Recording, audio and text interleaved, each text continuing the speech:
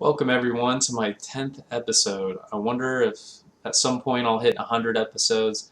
I'm sure I will. I'm really enjoying making these videos and just giving my opinions, but you all are the main reason why I'm making these reviews because I love hearing feedback. Even if you don't agree with me, I really appreciate you at least taking the time to watch my videos. Well, tonight's episode isn't too special other than the fact that it's my 10th. Just because the film I'm reviewing tonight isn't amazing in my opinion. Tonight's movie review is Captain Horatio Hornblower, Royal Navy, starring Gregory Peck, Virginia Mayo, Stanley Baker, and a very early appearance of Christopher Lee, who sadly recently passed away. This movie came out in 1951, and this is one of my favorite war genres in any decade, really. My dad and I really love watching any film that takes place during the Napoleonic Wars, especially when it takes place at sea. But I had such high expectations of this film, not just because of its genre and it's at sea, but which I love the sea, obviously. You can see behind me I have a lot of things relating to the sea, but Gregory Peck is in it, and he wasn't in too many naval movies. I mean, he was in Moby Dick and others, but this is Horatio Hornblower, which is a great series of books, and I was disappointed. Maybe I had too high expectations. I don't know, but it is worth noting that I will say I have seen the Horatio Hornblower series that came out on A&E. I'm not sure how many years ago, maybe 10, maybe 20 years ago, but I that was such a great series. If you're into this genre, Napoleonic naval wars, battles, and things like that, I highly recommend watching the Horatio Hornblower series. It's definitely a good watch.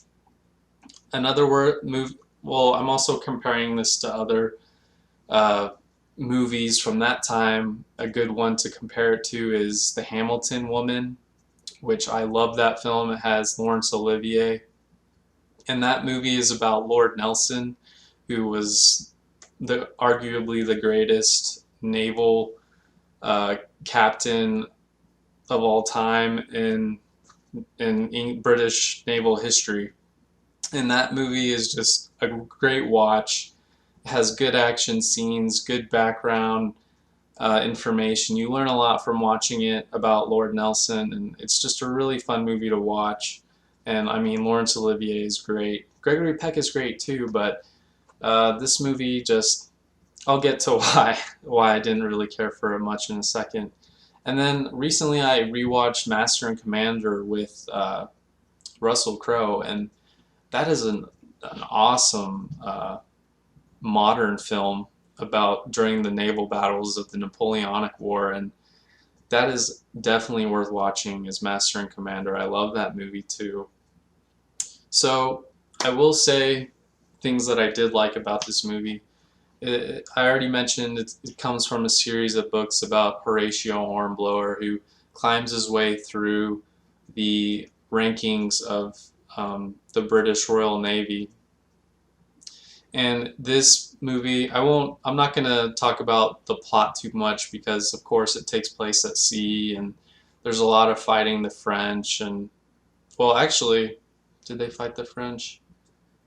They really didn't fight the French too much in this. It was like the start of the film took place fighting the Spanish, and then the second half of the film they're fighting the French.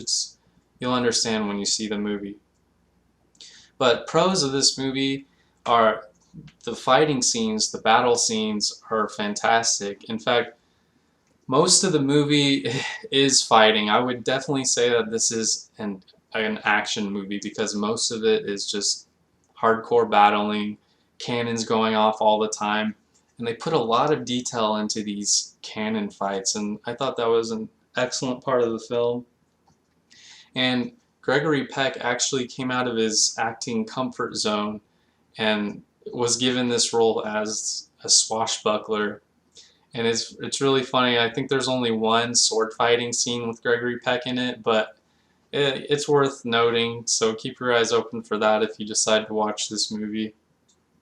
Um, it had really nice settings. They actually did film it in England, and they filmed on set in France, on site, I should say. There are some scenes where they are in France, and those scenes are really interesting and really creates a good atmosphere for the movie. And also, they even filmed on the Victory, which is what Lord Nelson, the ship, the famous battleship that Lord Nelson used during the Napoleonic Wars, and it's real interesting seeing that. So, for the flaws, first of all, Gregory Peck isn't British. He doesn't even attempt to use an accent. And for a Royal Navy movie, I think it's really important that you should use a British actor.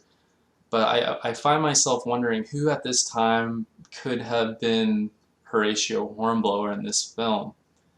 What's a good young actor that could have played Horatio Hornblower? And I don't know. I can't really think of anything for a young one. Put down in the comments section who you think maybe at the time could have been a good Hornblower. But they actually bought the rights for this movie for the purpose of this guy to be in the movie, Errol Flynn. And Errol Flynn is the greatest swashbuckler actor ever. He is just amazing at that role. And I think he could have done a better job than Gregory Peck, but during the time Errol Flynn was going through many problems personally, like he had just gotten out of a rape scandal, and they didn't really want to use him. Plus, he was starting to get older, and Horatio Hornblower is supposed to be a younger guy, and I guess Gregory Peck did fit that bill. So they decided not to use Errol Flynn. It would have been interesting to see how Errol would have been in it, but that's just a little fun fact. So they didn't use a British actor. There was like no character development in this movie. Gregory Peck starts out already as this great captain. Everybody already respects him. He's always serious, or not always serious, but it's like he doesn't ever have to gain his crew's trust. There's none of that.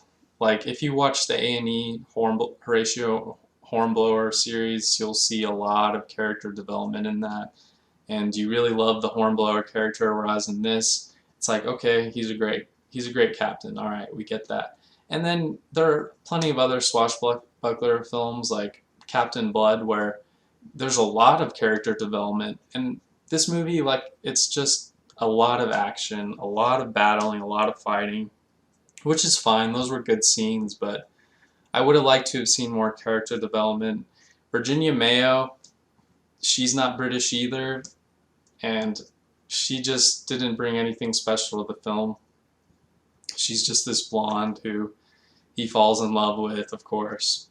But another big flaw is I feel like they tried to cram too much into 2 hours. Of course, they had the rights to 3 of the Hornblower books, and they tried to put so much into it that it just feels like the book is, or the movie is, just has a lot of things in it, and it goes too quickly, and you get that feeling that it's just kind of too much story is crammed into 2 hours, or they're trying to.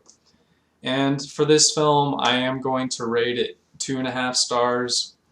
It was fun to watch. If you really like watching Napoleonic war movies, where especially naval battles and things like that, I would recommend you watch it because it's entertaining. But if you're not into this type of film, I wouldn't recommend it. Otherwise, because overall I feel like this movie is forgettable. There's not a whole lot of things that really captured me about this movie. Just a lot of fighting, really. But The Hamilton Woman, if you're only here to watch classics, please watch The Hamilton Woman. Hopefully I can review that sometime in the future.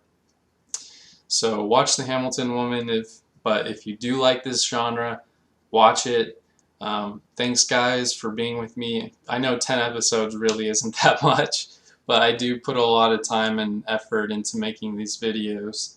And when I get to 100, I guess that'll be the next, or actually when I get to 50, I'll make a big deal out of that. But until then, guys, have a good night.